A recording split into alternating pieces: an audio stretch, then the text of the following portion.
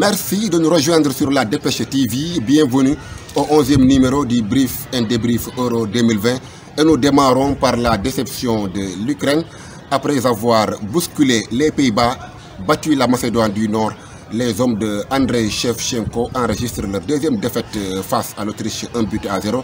Mais Alassane Bangoura, il garde quand même un petit espoir. Oui, un petit espoir, mais nous avons vu dans cette rencontre, nous avons vu que cette équipe d'Ukraine qui était méconnaissable. Et franchement, cette équipe nous a très déçus parce que cette équipe regorge quand même des joueurs talentueux. Mais ce qu'il y a à noter dans cette rencontre, nous avons vu que cette équipe de l'Autriche quand même qui a joué le jeu et franchement qui avait cette envie de se qualifier. Donc juste c'est à la 21e minute que le numéro 19 a trouvé le chemin de filet, mais quelques minutes après il y a eu un coup dur pour cette équipe de l'Autriche parce que tout simplement l'unique buteur était sorti sur la blessure. Mais nous avons vu une domination, franchement une domination de la part de l'Autriche sur cette équipe d'Ukraine. Nous avons vu que franchement c'est l'Autriche qui avait plus envie de se qualifier. Au même moment se jouait Pays-Bas-Macédoine à la Johan Cruyff Arena, et ce sont les Néerlandais qui réalisent le carton plein comme l'Italie.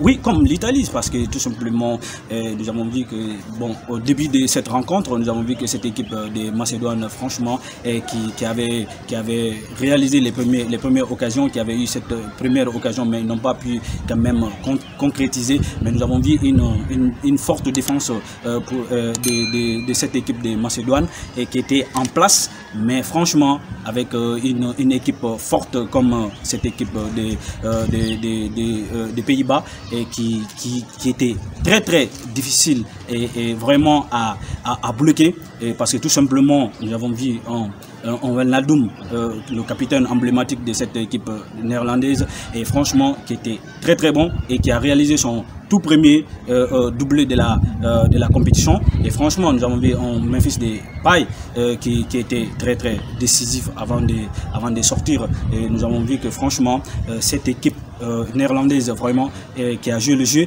et qui a trouvé les failles en marquant 3 buts et contre cette équipe de Macédoine. Et franchement nous avons vu que franchement ils avaient très envie et ils voulaient faire la même chose telle que les autres grandes équipes telles que la Belgique et l'Italie également. Donc ils ont réalisé le même coup. Cela veut dire que 3 sur 3. Voilà, donc venons-en maintenant au groupe B. Et là nous parlons du survol danois. Après avoir perdu 2 fois de suite, le Danemark entre dans l'histoire de l'Euro en devenant le premier pays à se qualifier seulement avec 3 points. Oui, avec 3 points, c'est très bizarre. Et nous avons vu que franchement ils se sont qualifiés avec 3 points. Et je pense que parce que tout simplement ils avaient les goal average qui est très élevé, parce que avant l'entame de cette rencontre ils devraient seulement marquer 2 buts. Mais franchement avant la fin de cette rencontre, nous avons vu que cette équipe danoise vraiment qui a poussé cette équipe des Russes et qui finalement nous avons vu les billes pleuver. Et franchement nous avons vu que cette équipe danoise qui avait plus envie, qui voulait franchement se qualifier, et finalement cette équipe danoise vraiment qui s'est qualifiée avec 3 buts à 1. Dans l'autre match de la poule, c'est la Belgique qui imite l'Italie et les Pays-Bas. Les Belges, eux aussi, réalisent un sans faute de 3 victoires en autant de sorties. Oui, ce n'est pas hasard quand même en tant qu'une équipe, la première classée mondiale, la Belgique a confirmé cette position-là, nous a égalé, n'est-ce pas, avec cette belle victoire. Et nous avons vu Eden Hazard qui était très bon, mais également Kevin De Bruyne aussi qui continue à donner des passes décisives. Et nous avons vu en Lukaku également qui était très bon, en véritable finisseur. En tout cas, nous avons vu que cette équipe belge vraiment qui peut nous surprendre dans cette compétition. Et voilà, donc nous terminons cette vidéo. Déjà, dans le groupe D, ce mardi, nous aurons à 19h GMT Angleterre, République tchèque et Croatie, Écosse.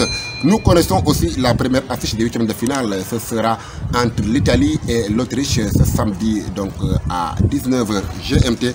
Nous terminons cette vidéo par les affiches du mercredi. Nous aurons 4 matchs au programme. Dans le groupe E à 16h GMT, Suède, Pologne et Slovaquie, Espagne.